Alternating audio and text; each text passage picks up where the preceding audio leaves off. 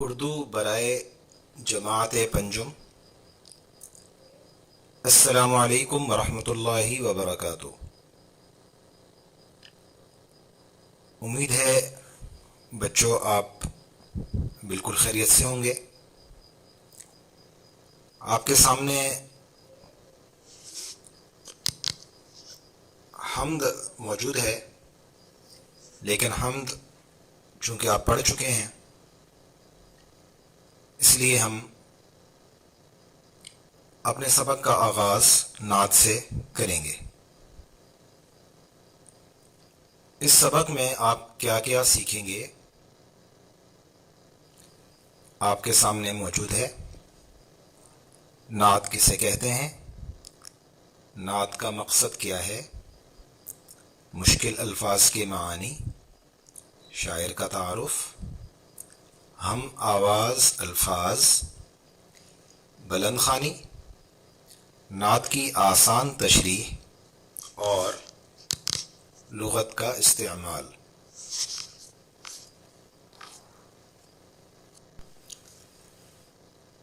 جہاں تک تعلق ہے آج کے سبق کی مشق کا، تو یہ مشق انشاءاللہ آپ خود بسہولت حل کر لیں گے۔ اب ہم چلتے ہیں اپنے طے کردہ اہداف کی جانب جو ہم نے آج طے کیا ہے سیکھنے کے لیے۔ تو پہلی چیز کہ نعت کسے کہتے ہیں، تو یہ آپ کے سامنے جواب موجود ہے۔ نعت اس نظم کو کہتے ہیں جس میں رسول اللہ صلی اللہ علیہ وسلم کی تعریف کی جائے، آپ کے اوصاف مبارکہ بیان کیے جائیں۔ دوسری بات یہ تھی کہ نعت کا مقصد کیا ہوتا ہے۔ تو نعت کا مقصد رسول اللہ صلی اللہ علیہ وسلم کے مبارک اوصاف کو بیان کرنا، یہ نعت کا مقصد ہوتا ہے۔ اوصاف وصف کی جمع ہے۔ وصف کا مطلب ہے خاصیت، عادت، مزاج، کمال، صفت وغیرہ، یہ سب ہی وصف میں شامل ہو جاتے ہیں۔ کچھ نئے الفاظ ہیں آپ کے سامنے جنہیں مشکل الفاظ کا عنوان دیا گیا ہے۔ حق کا مطلب ہے سچ، دمک یعنی چمکنا، رہنمائی راہ بتانا، راستہ بتانا، راستے پہ لے کے چلنا، فلک آسمان، مقام جگہ کو کہتے ہیں، ہادی جو رستہ بتانے والا ہو، ہدایت دینے والا، اور درود ہم کہتے ہیں اس دعا کو جو ہم اللہ تعالیٰ سے مانگتے ہیں اپنے پیارے نبی صلی اللہ علیہ وسلم پر رحمت بھیجنے کے لیے۔ اگلی جو ہمارے سامنے موجود ہے، اگلا سوال وہ ہے کہ اس نظم کے شاعر، تو شاعر کا نام ہے صوفی غلام مصطفیٰ تبسم۔ ان کا مختصر سا تعارف یہ ہے کہ یہ شاعر بھی تھے، ادیب بھی تھے، اور انہوں نے بچوں کے لیے بہت سی عمدہ نظمیں کہی ہیں۔ آگے ہم چلتے ہیں۔ اگلی جو چیز ہم نے کرنی ہے وہ ہے بلند خوانی۔ بلند خوانی کا مطلب ہے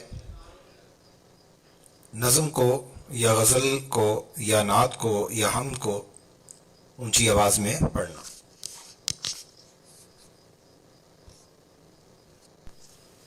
تو ہم اس نعت کو اونچی آواز میں پڑھیں گے، بلند آواز میں پڑھیں گے، اور آپ بھی حمد کو اسی طرح اونچی آواز میں، بلند آواز میں پڑھنے کا طریقہ سیکھیے۔ نظم کو دو طرح پڑھا جاتا ہے، تحت لفظ بھی اور ترنم کے ساتھ بھی۔ ہم اس نعت کو تحت لفظ پڑھیں گے، تو آپ تیار ہو جائیے پڑھنے کے لیے۔ جی۔ وہ حق کی باتیں بتانے والے، وہ سیدھا رستہ دکھانے والے، وہ جی وہ حق کی باتیں بتانے والے، وہ سیدھا رستہ دکھانے والے، وہ راہبرو رہنما ہمارے، نبی ہمارے نبی ہمارے، درود ان پر سلام ان پر۔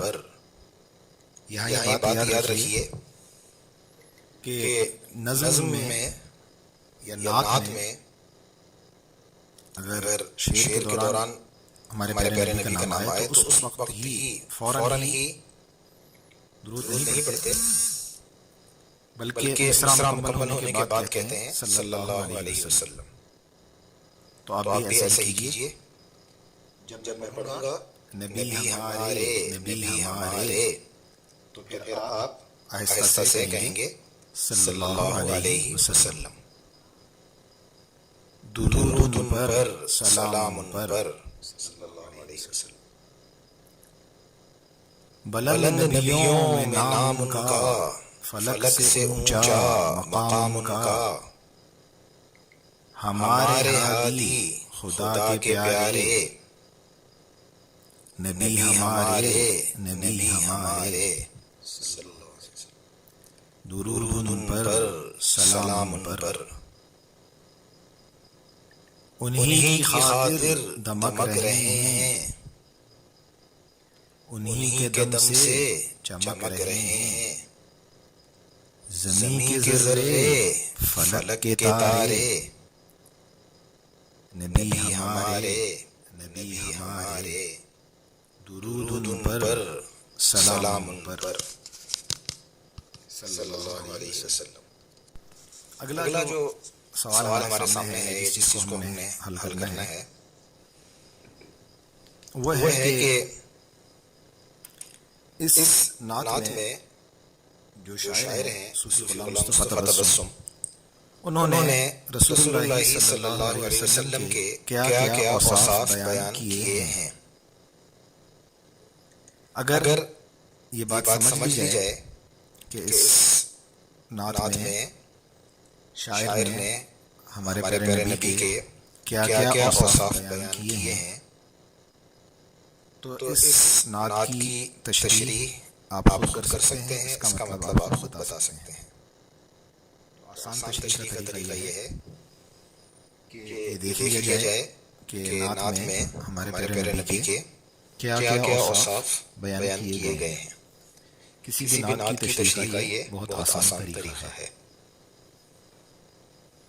کیونکہ نعت کہتے ہی اس نظم کو ہے جس میں نبی صلی اللہ علیہ وسلم کی تعریف کی جائے، یعنی آپ کے اوصاف مبارکہ بیان کیے جائیں۔ تو آپ کے سامنے طریقہ موجود ہے کہ کس طریقے سے اس کو ہم سمجھیں گے۔ پہلا بند جو ہے اس میں یہ بتایا گیا ہے کہ ہمارے پیارے نبی صلی اللہ علیہ وسلم حق یعنی سچ باتیں اور سیدھا رستہ یعنی جنت کا رستہ بتاتے تھے، وہ راستہ بتاتے تھے اور ہمیں صحیح راہ پر لے کر چلتے تھے۔ دوسرے بند میں شاعر نے بتایا ہے کہ ان کا نام تمام نبیوں میں سب سے اونچا ہے، کیونکہ وہ آخری نبی ہیں، آپ صلی اللہ علیہ وسلم کے بعد کوئی دوسرا نبی نہیں آئے گا، ان کا رتبہ آسمان سے بھی اونچا ہے۔ انہوں نے ہمیں ہدایت سکھائی اور وہ اللہ کے پیارے رسول ہیں، صلی اللہ علیہ وسلم۔ ہر بند کے بعد شاعر نے کہا ہے کہ ہمارے پیارے نبی پر درود ہو اور سلام ہو۔ تو اب تیسرے بند کی جانب ہم آتے ہیں، اس میں شاعر کہتا ہے کہ ہمارے پیارے نبی صلی اللہ علیہ وسلم ایسے ہیں کہ انہی کی وجہ سے، انہی کے باعث، انہی کے دم سے زمین کے ذرے اور آسمان کے تارے روشن اور چمکدار ہیں۔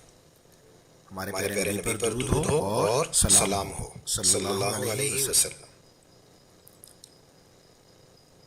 اس سبق میں آپ کو ایک چیز بتائی جا رہی ہے کہ لغت کا استعمال ہم کیسے کرتے ہیں۔ تو پہلے یہ سمجھ لیجیے کہ لغت ہوتی کیا ہے۔ لغت الفاظ کی فہرست ہوتی ہے، اس میں تمام الفاظ الف بائی طریقے کے مطابق ہوتے ہیں، یعنی حروف تہجی کی ترتیب سے ہوتے ہیں۔ حروف تہجی کی ترتیب آپ جانتے ہیں کہ الف، بے، پے، تے، ٹے سے یہ ترتیب ہوتی ہے. تو تو لغت لغت میں میں بھی بھی اسی ترتیب کے مطابق الفاظ کو درج کیا جاتا ہے. مثال آپ کے سامنے دی گئی ہے کہ اگر کتاب کا مطلب تلاش کرنا چاہتے ہیں تو تو پہلے پہلے کیا کیا کریں گے آپ؟ آپ آپ کاف سے شروع ہونے والے الفاظ کی فہرست میں جائیں گے اور کاف سے شروع ہونے والے الفاظ کی فہرست کاف کے بعد ہوگی. یعنی کینچی آپ کو پہلے ملے گی لغت میں اور کتاب بعد میں. کاف کی فہرست میں بھی الف بائی ترتیب ہی ہوگی. یعنی جب آپ کاف کے خانے میں جائیں گے کاف کے بعد دیکھنا چاہیں گے کسی لفظ کو تو اس میں بھی الف بائی والی ترتیب ہی استعمال کریں گے. یعنی کاف کے بعد پہلے الف آئے گا. مثال کام کار کال کاج کار کال کام کان یہ ترتیب سے آئیں گے. کیونکہ جیم رے سے پہلے آتا ہے, لام میم سے پہلے آتا ہے اور نون میم کے بعد آتا ہے. تو اسی ترتیب سے الفاظ بھی ملیں گے.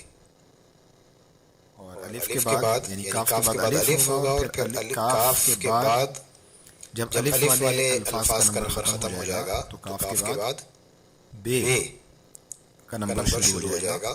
مثال کے طور پر کباڑ اور کبوتر یہ کاج کار کال کام کان کے بعد آپ کو ملیں گے. بے کے بعد بے کا نمبر ہوگا. مثلاً کپ کپاس کپڑے. بے کے بعد بے کا نمبر آئے گا. تو کتاب آپ کو کپاس اور کپڑوں کے بعد ملے گی.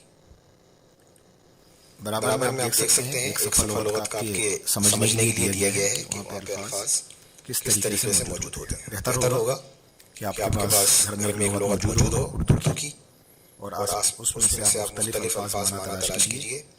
جیسا کہ آپ کو ایک کام دیا جائے گا اور آپ آخر میں کچھ الفاظ کے معنی لغت سے خود تلاش کر کے لکھیں گے.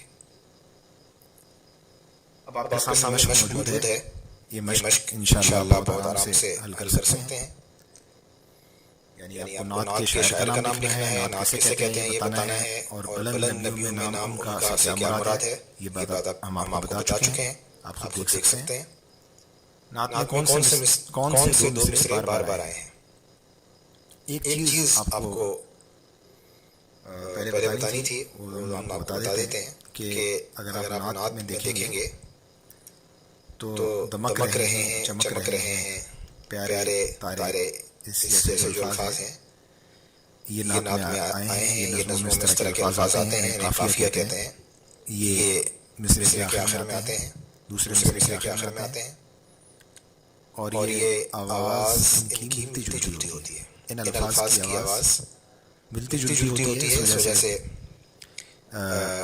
یہ نظم میں آتے ہیں اور ابھی کیوں آتے ہیں اور اس کی وجہ کیا ہوتی ہے یہ انشاءاللہ ہم آپ کو بعد میں بتائیں گے.